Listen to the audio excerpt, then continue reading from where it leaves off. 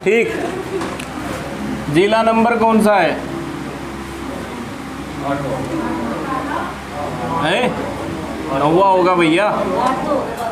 8 complete हो चुके हैं। 9वां जिला है चंपावत। चंपावत का नाम चंपावत क्यों पड़ा था? देखो 2 मान्यताएं। ठीक, दूसरी मान्यता कौन सी है वो बताऊंगा अभी। सबसे पहले बताओ चंपावत की स्थापना किसने करी थी?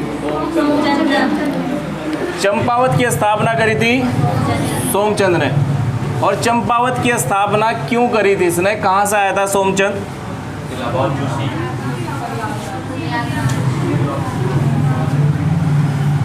सोमचंद कहां से आया था?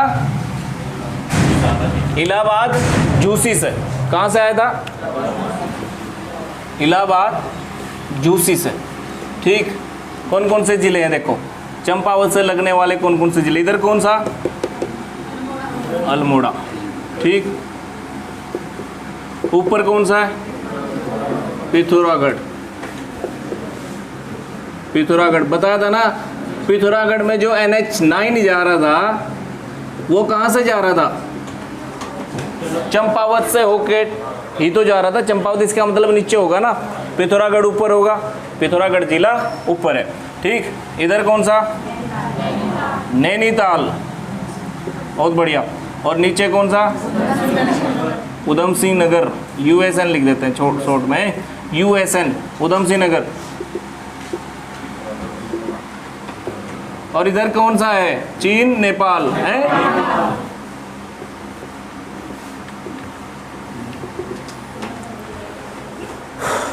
अंतर्राष्ट्रीय सीमा वाला एक जिला ये भी है।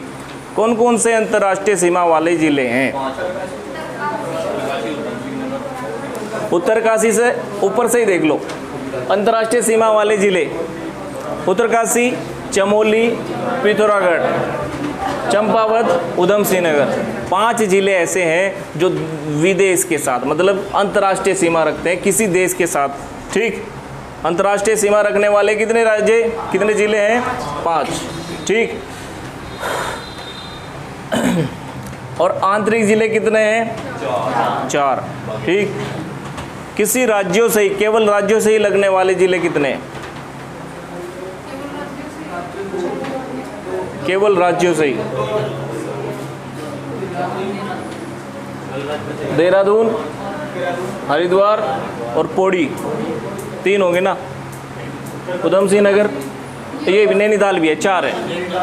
नैनीताल भी है 4। उधम सिंह नगर नेपाल से लग जाता है। मैंने कहा केवल राज्यों से लगने वाले। मैप वाले कर देंगे ना पर्सनों को, ठीक, जिन्होंने मैप देख रखा है। आई बात समझ में? चलो बात करते हैं चंपावत की। चंपावत ने ये चंपावत की स्थापना किसने करी? पहले तो लिख दो सोमचंद। चंपावत की स्थापना सोमचंद ने कर दी। और आया था कहां से? जूसी से। चंपावत जब सोमचंद यहां से आया, सोमचंद की शादी हुई थी ब्रह्मदेव की पुत्री से। सोमचंद की शादी किससे हुई थी? ब्रह्मदेव की पुत्री से। उस पुत्री का नाम क्या था? चंपा। खाली चंपा ही था नाम उसका। चंपावती नदी है वो। नहीं आया समझ में? आ गया ना? जूसी इलाहाबाद में पड़ता है, प्रयागराज में पड़ता है। जूसी कहाँ है बेटा? प्रयागराज में। सोमचंद ब्रह्मदेव की पुत्री से चंपा से शादी करता है और भैया इस चंपावत की स्थापना करता है और एक यहाँ पर अपने रहने का स्थान राजभुंगा बनाता है। अपने रहने के लिए एक राजभुंगा किला बनाता है। कौन? सोमचंद। अब पर्सन ये भी आ जाएगा, राजभुंगा किला किसने बनाया? सोमचंद ने। सोमचंद ने किससे शादी करी थी? चंपा से। ठीक, कहते हैं कि इसी चंपा की वजह से इसका नाम चंपावत रखा गया था। एक मान्यता तो ये है, और एक मान्यता है चंपावती नदी के कारण चंपावत का नाम चंपावत रखा गया था। आई बात समझ में? सोमचंद ये किसकी पुत्री है? ब्रह्मदेव की। बरमदेव कत्यूरी शासक है, बरमदेव कत्यूरी शासक। और सोमचंद ने कौन से वंश की स्थापना करी? सोमचंद ने चंद वंश की स्थापना करी। ठीक, चंपा राजबुंगा किला। ठीक है बेटा, आगे बढ़े। हो गया ना? नहीं लिखा तो फटाफट लिख दो इसको। सोमचंद ने राज चंपावत की स्थापना करी और सोमचंद ने यहाँ पर कौन सा किला बनाया? और भैया जब तक इनकी राजधानी अल्मोड़ा नहीं बनती तब तक इनकी राजधानी चंपावत ही रहती है। ठीक, कौन सी राजधानी बनाएंगे? बस चंपावत ही रहती है। और कब तक? 1563 तक। 1563 ईस्वी तक चंद वंश की राजधानी चंपावत थी। 1563 ईस्वी तक चंद वंश की राजधानी चंपावत थी। और कौन से किले में होगी राजधानी? राजबुंगा किला में। राजबुंगा, बुंगा का मतलब किला होता है। ठीक, कोट का मतलब कोट, कोट का मतलब होता है महल, राजमहल। ठीक, और प्रसाद का मतलब, प्रसाद का मतलब भी राजमहल होता है। ठीक, याद रखना इनको। प्रसाद, प्रसाद बनाते थे, राज प्रसाद। सुदर्शन शाह ने राज प्रसाद बनाया था।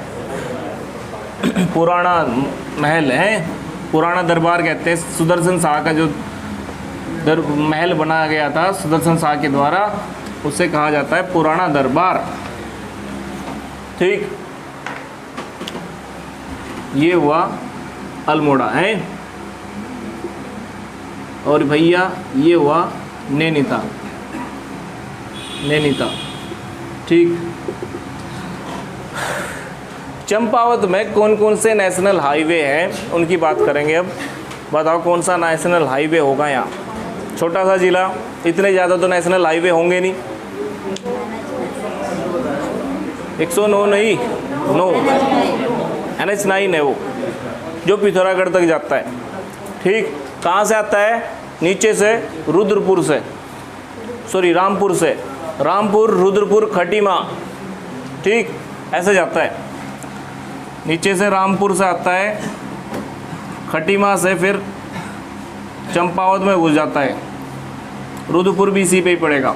और भैया फिर ये जाएगा ऐसे घूमते घूमते घूमते घूमते। मैंने सीधा बनाया, लेकिन पहाड़ों में सीधे रास्ते नहीं होते। ठीक, कौन सा है? NH9, national highway 9। कहाँ से आया था? रामपुर से। फिर राज्य में एंटर हुआ रुद्रपुर में। फिर खटीमा किस नेशनल हाईवे पे? खटीमा उधम सिंह नगर का, खटीमा इस पे ही पड़ता है, खटीमा। ठीक बेटा, अब सुनो, इसके बाद जाएगा ये, यहाँ पर टनकपुर पड़ेगा पहले, है जी। टनकपुर थोड़ा सा और ऊपर बना देते हैं, ये टनकपुर है।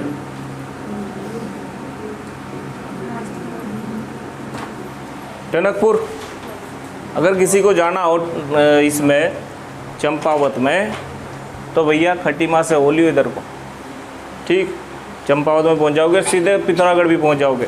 पिथौरागढ़ जाने के दो रास्ते हैं, अल्मोड़ा से सीधे बागेश्वर, फिर पिथौरागढ़। एक बताया था ना रास्ता, कल बताया था वो। अल्मोड़ा से NH 309 आता है, 309A, और गंगोली हाट से पिथौरागढ़ पहुंच जाता है। एक नीचे से NH9 आता है, सीधे पिथौरागढ़ चला जाएगा। ठीक, बताओ भाई, टनकपुर कौन से है नेशनल हाईवे पे? चंपावत कौन से पे? चंपावत भी आगे चल के इसी पे पड़ेगा।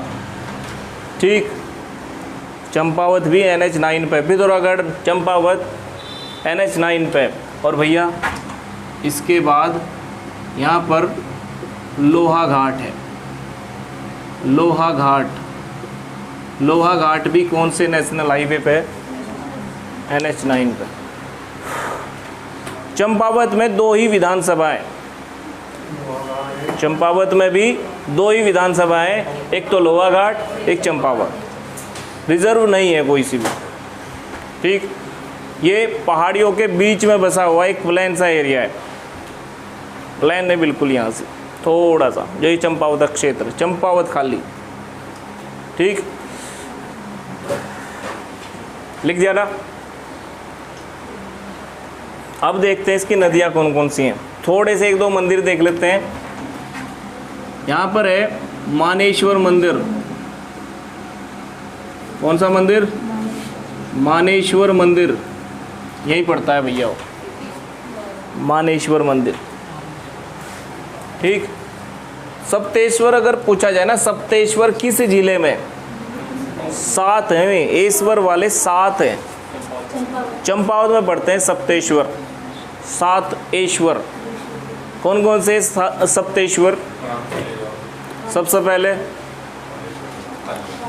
कोई सा भी नहीं है, कोई सी दिक्कत नहीं है, ये कि नंबर लिखोगे। बताओ, क्रांतेश्वर हो गया, चलो लिखवा देंगे भी है, मानेश्वर हो गया, ऋषेश्वर हो गया, घटकेश्वर हो गया, ये सब के नाम लिखवा देंगे भी।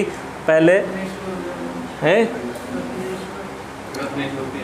रत्नेश्वर नहीं है, सप्तेश्वर के अंदर नहीं आएगा, बालेश्वर के अंदर आता है वो, सप्तेश्वर में रत्नेश्वर नहीं आएगा। ठीक, हाँ जी। अब हम बात करते हैं नदियों की। नेशनल हाईवे पता लग गया, एक ही है बस चंपावत में। अब लिखो चंपावत में प्रमुख नदियाँ, या चंपावत की प्रमुख नदियाँ कौन कौन सी हैं?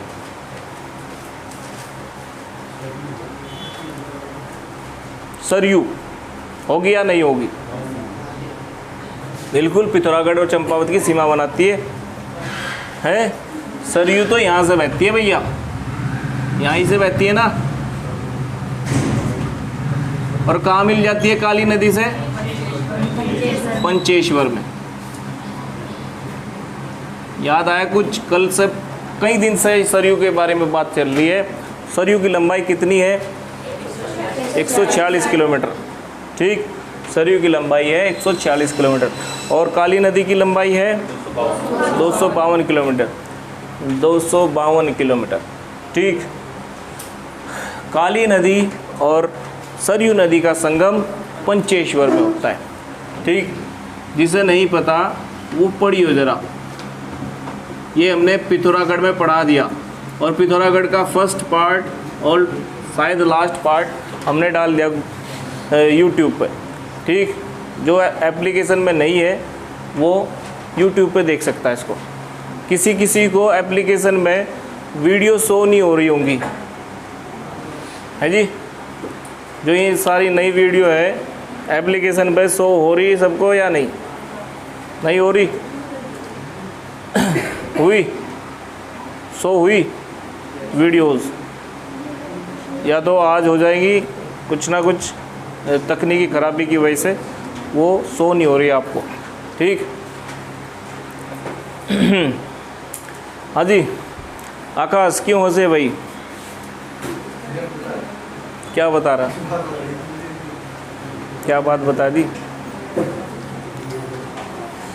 हद है यार सारी। बताओ, नदियाँ एक तो सरयू होगी, सरयू के बाद यहाँ पर एक लधिया नदी है, लधिया नदी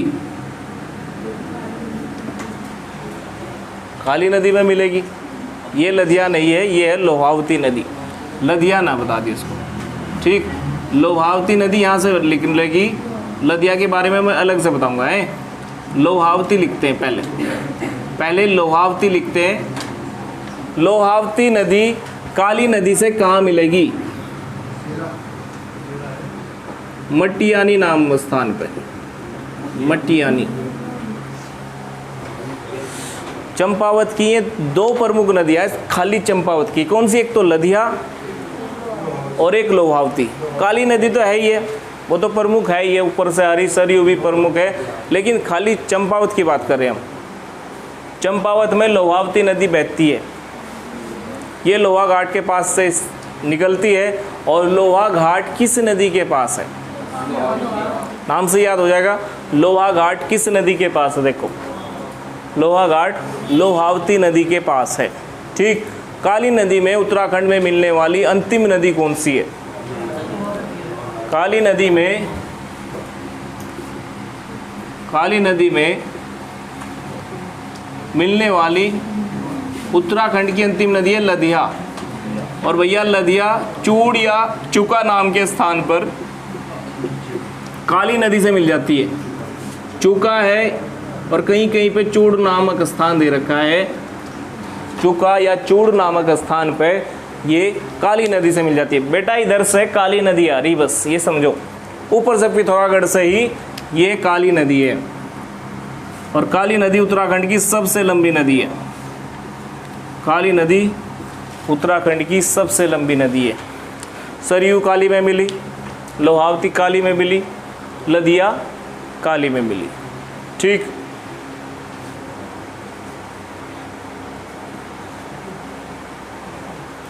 हो गया ना? अब सुनो,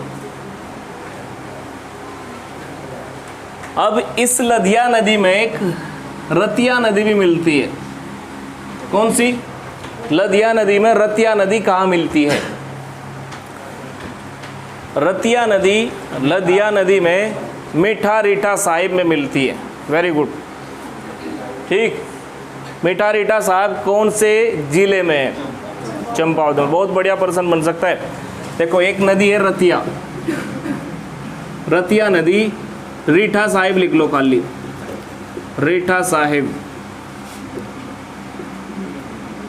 रीठा साहिब में किन नदियों का संगम है? रतिया लदिया, दोनों याद रखियो। रतिया और लदिया का संगम रीठा साहिब में है। मटियानी में किसका संगम है? मटियानी में लोहावती और काली का संगम है। चुका में लदिया और काली का संगम है। इस लदिया नदी के बाद उत्तराखंड में कोई ऐसी नदी नहीं है जो काली से मिलेगी। ठीक। काली नदी से मिलने वाली अंतिम नदी कौन सी है? लदिया। और बेटा ये जो लदिया नदी है ना, ये नैनीताल और अल्मोड़ा के मीटिंग पॉइंट से निकलती है। जहाँ पर इन दोनों का मीटिंग पॉइंट है, दोनों जिले के स्थान नाम है गजार। गजार नामक स्थान। 3 नहीं है, 3 जहाँ भी दे रखा गलत दे रखा। पिथौरागढ़ भी दे रखा कि कहीं है? बताओ नैनीताल पिथौरागढ़ से लग जाएगा क्या? दे रखा ना। जहाँ पर भी 3 स्थान मीटिंग पॉइंट दे रखे ना, 3 के मीटिंग पॉइंट, वो गलत दे रखा। बताओ नैनीताल, अल्मोड़ा और पिथौरागढ़ का मीटिंग पॉइंट हो सके तीनों का? नैनीताल और अल्मोड़ा और पिथौरागढ़ का तीनों का मीटिंग पॉइंट कहीं नहीं हो सकता। आई बात समझ में? क्योंकि नैनीताल पिथौरागढ़ से स्पर्श नहीं करता। ठीक। अल्मोड़ा और नैनीताल के मीटिंग पॉइंट से निकलती है लदिया नदी, और भैया ये जाती है चंपावत में, और चुका नामक स्थान पर काली नदी से मिल जाती है। चुका नामक स्थान पर काली नदी से मिल जाती है। पिथौरागढ़ दे रखा ना, वो गलत दे रखा। परीक्षा वाणी में भी बताओ ये गड़बड़ कर है जी। गजार नामक स्थान से लदिया नदी निकलती है, और गजार नामक स्थान अल्मोड़ा और नैनीताल के मीटिंग पॉइंट पे सीमा पर स्थित है। अल्मोड़ा नैनीताल की सीमा पर स्थित है। ठीक। अपने आप चेक करो, मैप पर चेक करो, बताओ कहीं मीटिंग पॉइंट है नैनीताल का और पिथौरागढ़ का? देखो पिथौरागढ़ ये रहा। बताओ। कुछ चीज़ें जो गलत है तो भाई गलत है, चाहे परीक्षा वाणी हो चाहे कोई भी हो। ठीक। गजार नामक स्थान से लदिया नदी निकली। सरयू कहाँ से निकल रही थी बेटा नेटम?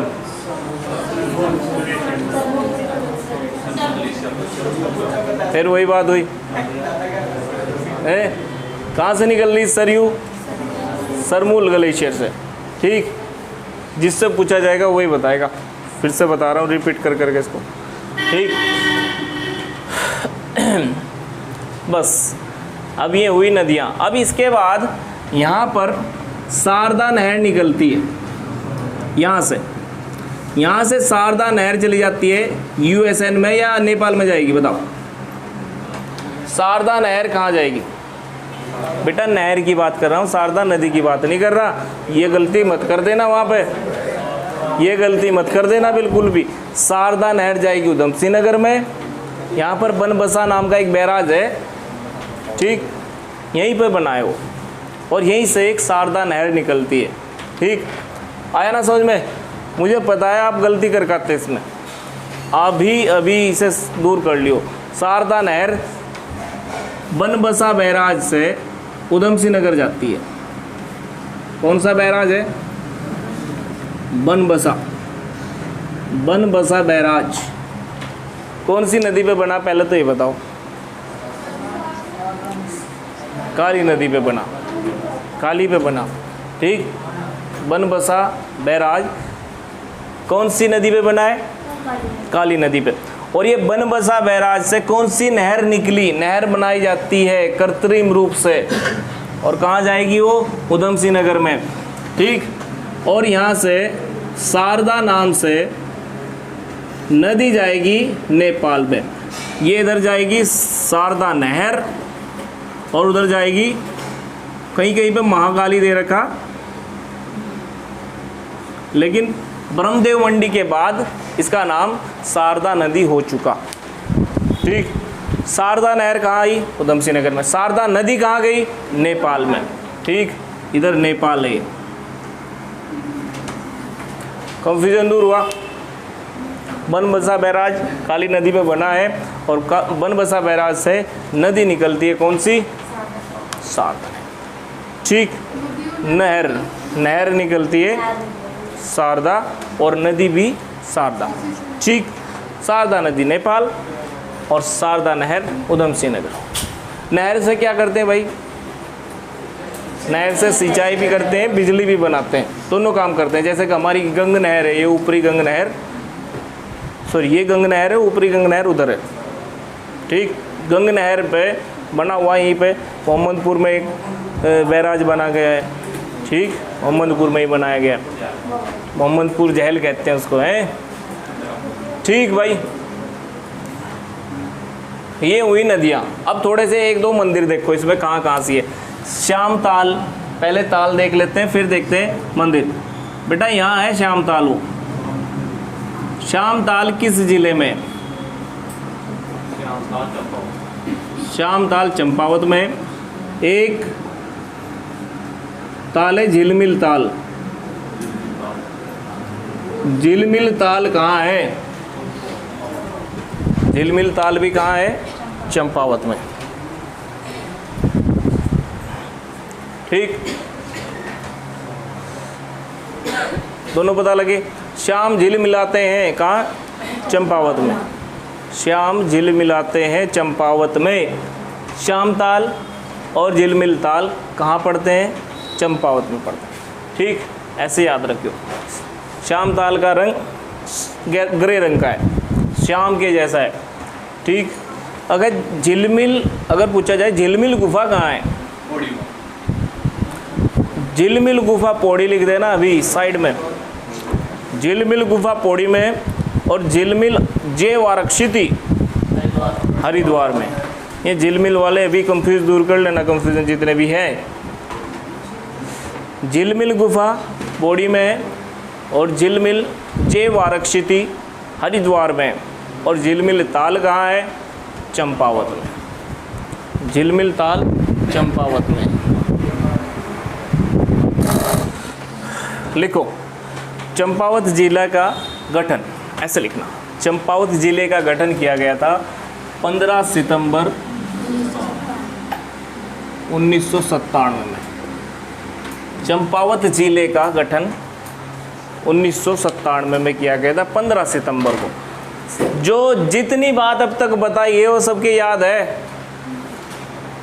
लोहावती कहाँ मिलती है? लदिया कहाँ मिलती है? लदिया निकलती कहाँ से? ठीक, श्याम ताल यही है, झिलमिल ताल यही है, मानेश्वर लिख दिया, लोहा घाट लिख दिया। ठीक, आई बात समझ में? अब सुनो, इसमें सप्त मंदिर कौन कौन से हैं चंपावत में, लिख दो जरा। सप्तेश्वर कौन कौन से हैं? सप्तेश्वर में कितने ईश्वर आएंगे? सप्तेश्वर में ईश्वर आएंगे 7। ठीक, सप्तेश्वर में ईश्वर आएंगे 7। कौन कौन से हैं? ध्यान से सुनना। सबसे पहला, सबसे प्राचीन ईश्वर कौन सा है? सबसे प्राचीन ईश्वर है बालेश्वर। ठीक, सबसे प्राचीन ईश्वर बालेश्वर। अब लिख इसके बाद डिप्टेश्वर, डिप्टेश्वर, क्रांतेश्वर, क्रांतेश्वर, ठीक, ऋषेश्वर। बताओ ऋषेश्वर कैसे लिखा जाएगा, किसी को पता है? यण संधि बनेगी इसमें, ऋषि प्लस के ईश्वर। मैंने ऐसे लिखा, किसी को कोई दिक्कत हो तो बता दियो। आपकी बुक में सही नहीं लिखा हुआ वो ऋषेश्वर बनेगा, यण संधि बन जाएगी, ऋषि प्लस के ईश्वर। अभी भी गलत, ईश्वर होगा ये ईश्वर होगा, है जी? वृद्धि हो गई, वृद्धि, अरे यार वृद्धि थोड़ा ही हो जाएगी, वृद्धि से 2 मात्रा आ गई तो वृद्धि है सब में, ऐसा कुछ नहीं है। ठीक, ऐसा कुछ नहीं है। जिसमें बाद में अगर आई की मात्रा है, यण संधि में अगर बाद में आई की मात्रा है तो आई की मात्रा लगेगी ना, ई का यह तो बन चुका, लेकिन जो बाद में मात्रा है उस वही मात्रा लगनी है। देख लेना जो भी लिखा हुआ है। अगर ईश्वर लिखा हुआ तो डबल मात्रा आएंगी, लेकिन अगर बाद में ईश्वर है, ऋषि प्लस के ईश्वर, तो क्या बनेगा? ऋषिश्वर बनेगा, बड़ी की मात्रा हो जाएगी। ठीक, फिर तो क्या बन जाएगा? ऋषिश्वर। दीर्घ संधि हो जाएगी इसमें, दीर्घ संधि हो जाएगी, कोई दिक्कत नहीं है। लेकिन सप्तेश्वर में ऋषिश्वर आता है। और बताओ कौन कौन से हैं? हरेश्वर, मानेश्वर लिखो, मानेश्वर। कितने हो चुके? 5 चुके। घटकेश्वर है जी, क्या कह रहे? समूह लिख देना। अगला मंदिर लिखो पहले, कौन सा लिखेंगे? बालेश्वर, डिप्टेश्वर, क्रांतेश्वर, ऋषेश्वर, मानेश्वर, घटकेश्वर। एक कौन सा रह गया? क्रांतेश्वर हो गया ना। ताड़केश्वर लिखो, ताड़केश्वर, ताड़केश्वर। ठीक, सप्तेश्वर मंदिर समूह, या सप्तेश्वर समूह नहीं है, ऐसा नहीं है कि ये एक ही स्थान पे बने हुए, अलग अलग स्थान पे सप्तेश्वर है। लेकिन कौन से जिले में सप्तेश्वर? देखो ये मानेश्वर यहाँ है, इसी के पास ताड़केश्वर है, और इधर है ये क्रांतेश्वर, इधर है। ठीक, इस साइड है क्रांतेश्वर। ठीक, अलग अलग स्थानों पे, पूरा समूह नहीं है जी। ताड़केश्वर अगर सप्तेश्वर में पूछा ना, ताड़केश्वर यहाँ है। ठीक, अगर सप्तेश्वर का मंदिर पूछा तो ताड़केश्वर यहाँ है, लेकिन अलग से मंदिर है तो ताड़केश्वर पौड़ी में भी है। ताड़केश्वर कहते हैं इसे, ताड़केश्वर भी कहते हैं। ठीक, एक एक मंदिर 2-2 जगह है, ऐसा नहीं कह सकते हम, यहाँ नहीं है। सप्तेश्वर में ताड़केश्वर मंदिर है। ठीक, यहाँ तक आया समझ में या नहीं? कौन कौन से हैं ईश्वर? एक एक नाम बोल लो, ईश्वर ना बोलो, उसके बाद में याद हो जाएगा। बालेश्वर, बाल बोलो, बाल, फिर क्रांतेश्वर, ऋषि, मानेश्वर, और फिर ताड़केश्वर, ताड़, ऐसे ही याद रख लो। ठीक, हो जाएंगे याद या नहीं?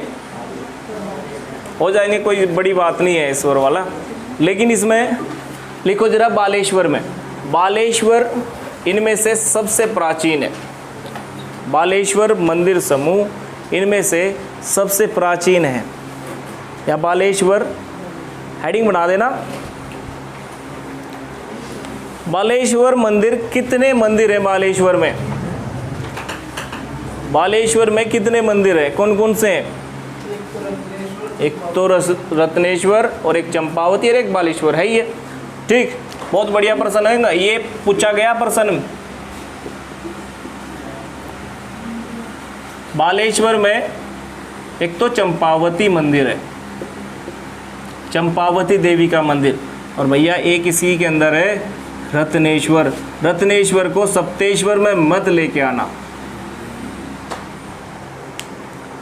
इंक डालो बेटा इसमें, ऊपर रखी क्या देखिए, या नीचे रखी होगी देखिए।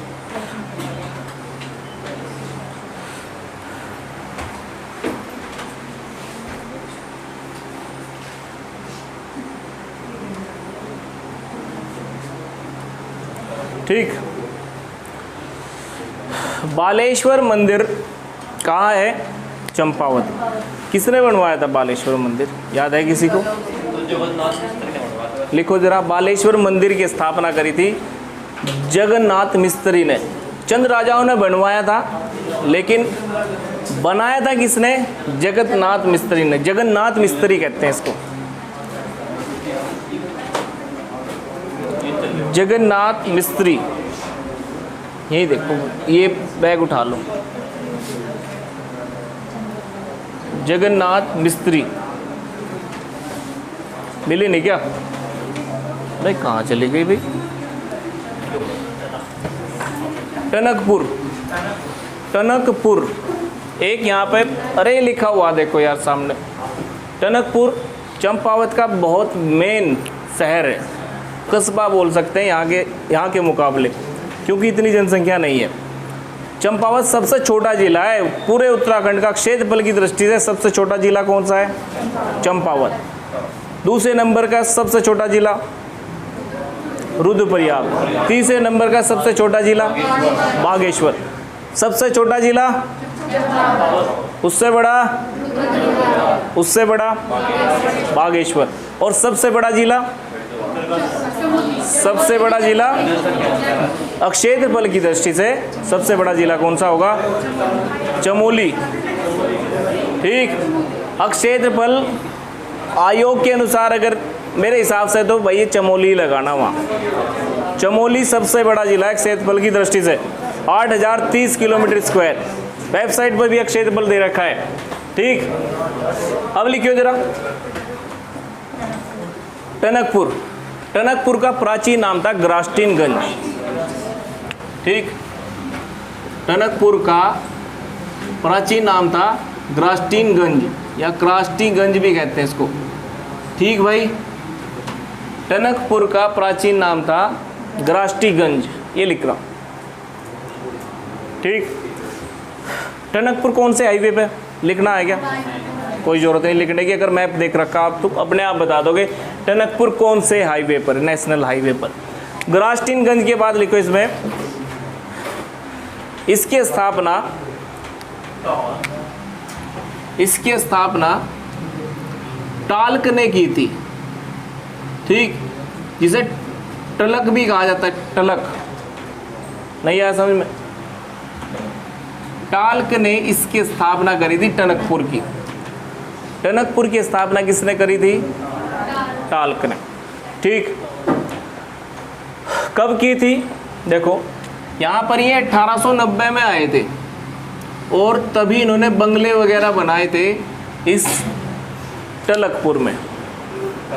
टलकपुर नाम दिया था फिर, जहाँ जब इन्होंने टाल्क ने इसकी स्थापना कर दी तो इसे क्या नाम दिया गया था फिर? टलकपुर। टलकपुर नाम दिया गया था। नहीं आया समझ में? टाल्क ने इसकी स्थापना करी, फिर इसे क्या नाम दिया गया? टलकपुर, और फिर धीरे धीरे इसे क्या कहने लगे? टनकपुर कहने लगे। ठीक, ये लिख रहा। आई बात समझ में? कब हुई थी स्थापना? 1890 में। टनकपुर को बसाने का श्रेय किसे जाता है? टाल्क को। ठीक, आई बात समझ में? एक और साथ में था इनके, लेकिन बस इतना ही लिख दो। हैं हंसी, मेजियर हंसी कहते हैं उसको, हंसी थे इसके साथ में ही। अगर प्रश्न ये आए टनकपुर की स्थापना टाल्क ने किसके साथ की थी, किसके साथ मिलकर की थी, हंसी खुशी कर दी थी है। टनकपुर की स्थापना या टनकपुर की स्थापना मिस्टर टाल्क ने की थी। ठीक, अब लिखना जरा, टनकपुर को पूर्णागिरि देवी का प्रवेश द्वार कहा जाता है। टनकपुर को पूर्णागिरि देवी का प्रवेश द्वार कहा जाता है। टनकपुर को पूर्णागिरि देवी का प्रवेश द्वार कहा जाता है। तो भैया कहाँ होगा पूर्णागिरि? चंपावत में।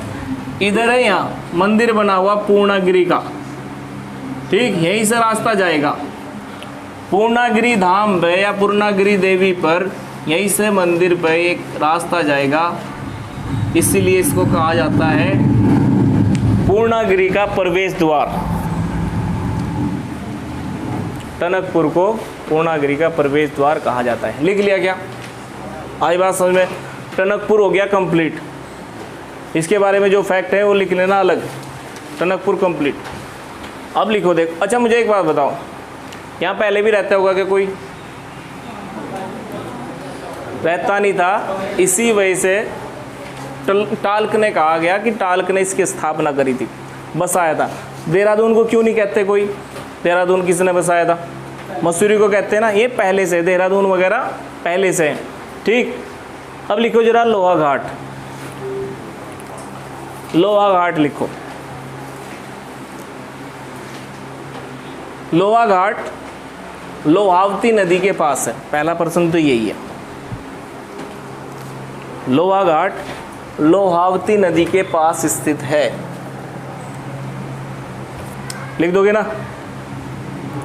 लोहा घाट लोहावती नदी के पास स्थित है। ठीक, अब प्रश्न और है देखो। लोहा घाट में, लोहा घाट को पहले कहा जाता था लोहारगल। लोहा घाट को पहले कहा जाता था लोहारगल। ये लिख रहा देखो, आगे आगे आगे इन्हें दे दो। ठीक,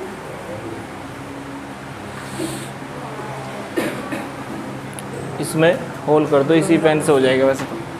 ठीक, लोहारगल किसे कहा जाता था? लोहा घाट। तो बेटा लोहा घाट हेडिंग डाल लियो, और लोहावती नदी के पास है लोहा घाट, और इसे क्या कहा जाता था? लोहारगढ़। ठीक, अब लिखो जरा, इस लोहा घाट में एक बाणासुर का किला है। लोहा घाट में बाणासुर का किला है। ठीक, बाणासुर का किला लिख दिया। यहीं पर वाराही देवी का मंदिर भी है। वाराही देवी का मंदिर कहाँ है? लोहा घाट में ही है। जाओ जाओ वहीं जाके देखो।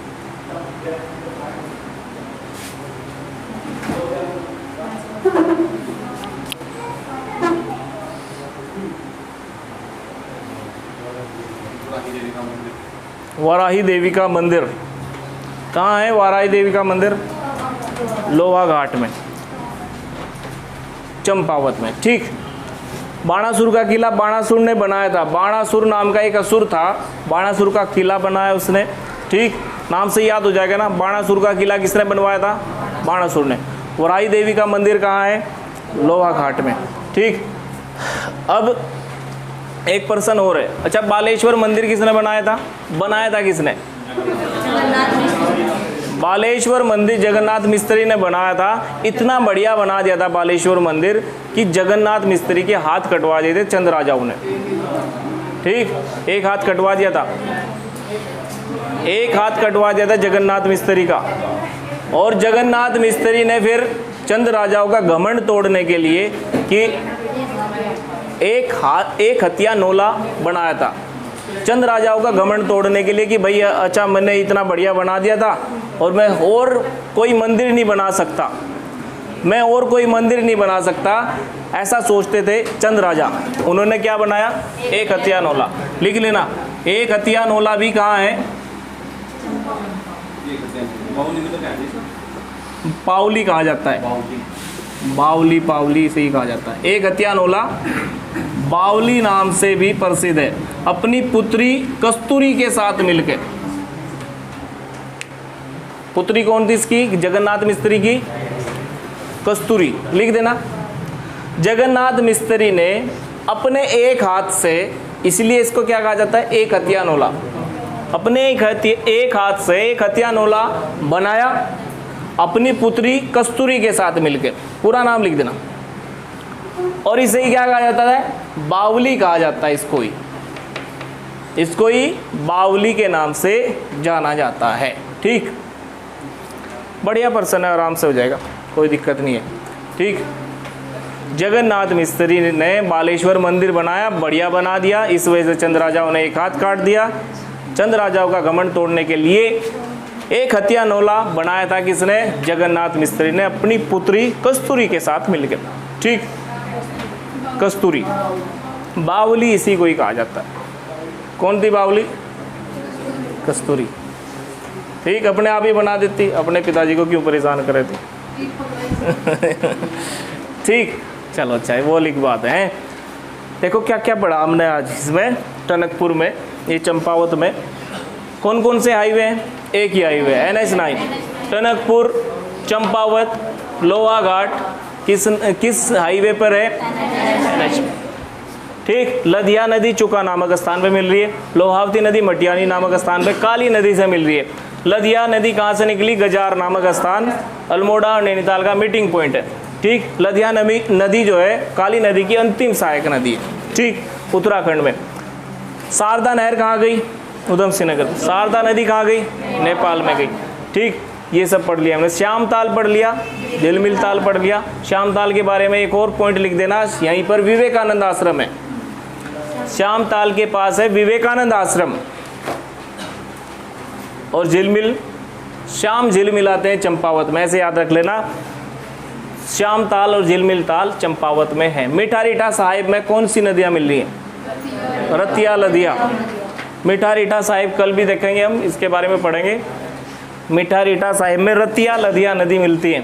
ठीक, हमने सप्तेश्वर मंदिर पढ़े यहाँ। सप्तेश्वर, बालेश्वर, ऋषेश्वर, क्रांतेश्वर, मानेश्वर, घटकेश्वर, ताड़केश्वर, और एक और बचा है, एक और बचा ऋषेश्वर, डिप्टेश्वर। डिप्टेश्वर 7 मंदिर है, सप्तेश्वर। ठीक, अच्छा, ग्रास्टिनगंज किसका नाम था? टनकपुर को किसने बसाया था? टलकपुर इसका नाम था। टलकपुर से याद रख लेना, टलकपुर से टालक अपने आप निकल जाएगा, टलकपुर। ठीक, 1952 में बालेश्वर मंदिर को राष्ट्रीय धरोहर स्मारक घोषित कर दिया था। बालेश्वर मंदिर को राष्ट्रीय धरोहर घोषित कर दिया था 1952 ईस्वी में। लिख देना।